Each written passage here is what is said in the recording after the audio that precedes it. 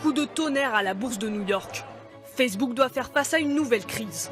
Suite à la publication de ses comptes du deuxième trimestre, son titre s'est effondré. 97 milliards de pertes en quelques minutes. La société de Mark Zuckerberg voit son chiffre d'affaires et son nombre d'utilisateurs baisser. Et son public n'attire plus les jeunes. Selon ce spécialiste, Facebook est le réseau social des parents et non plus des ados.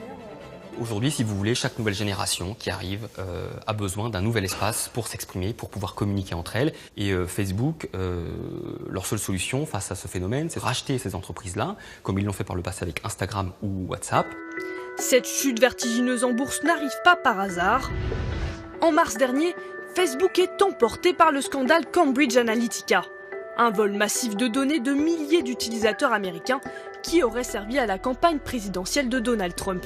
Mais Facebook n'aurait pas trompé que ses utilisateurs, ses publicitaires perdent aussi confiance. La confiance des annonceurs, donc les entreprises qui investissent de l'argent pour faire de la publicité sur Facebook, est en train de diminuer aujourd'hui.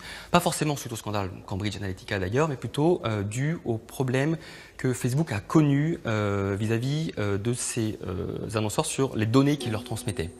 Malgré ces mauvaises nouvelles, le réseau social est toujours très florissant. Pour ce deuxième trimestre, Facebook a vu ses profits bondir de 31%. Mark Zuckerberg a encore de beaux likes devant lui.